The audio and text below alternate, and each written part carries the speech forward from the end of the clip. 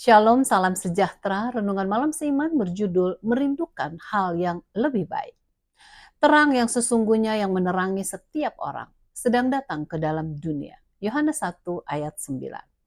Setiap orang yang merindukan keselamatan perlu mengetahui langkah-langkah apakah yang perlu diambil menuju kepada keselamatan. Nah, apakah langkah pertama itu?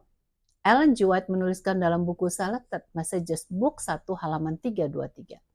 Langkah pertama menuju keselamatan ialah memberikan sambutan kepada tarikan kasih Kristus. Jadi jelaslah setiap orang dimanapun mereka berada ditarik oleh kasihnya. Kecuali mungkin mereka yang telah mengadakan konfrontasi dengan Tuhan dan telah menolaknya.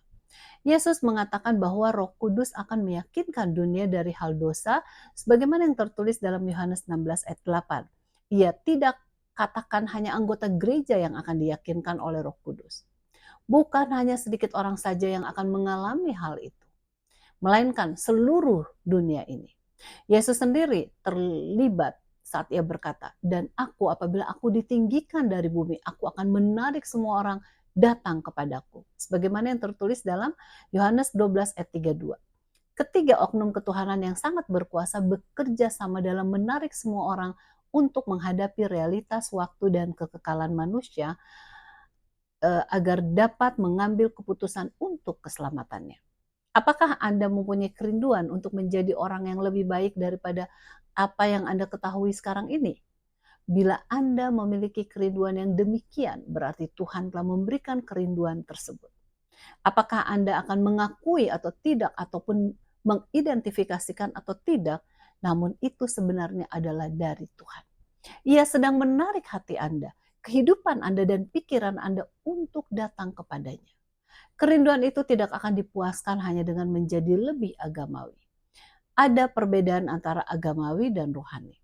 Sama seperti adanya perbedaan antara mengetahui peraturan keagamaan dan mengenal akan Tuhan. Bahkan adanya gap yang besar antara mengetahui segala aturan keagamaan serta melakukan segala performa keagamaan dalam satu gereja dibandingkan dengan benar-benar mengenal Tuhan secara pribadi. Pertanyaan yang perlu kita tanyakan kepada diri kita masing-masing ialah, apakah kita mengenal Tuhan secara pribadi? Mungkin saja seorang pendeta yang mempunyai gelar doktor dalam teologi dan sudah menguasai bahasa Ibrani maupun Greka, namun tidak mengenal Tuhan secara pribadi. Pengenalan akan Tuhan secara pribadi adalah kebutuhan kita masing-masing. Kiranya kita masing-masing mau mengenal Allah secara pribadi dan selalu bersukacita dalam persekutuan dengannya. Ingatlah, hanya dengan adanya persekutuan bersama Tuhan sajalah yang akan memberikan kepada kita perubahan kehidupan setiap hari. Kiranya Tuhan memberkati.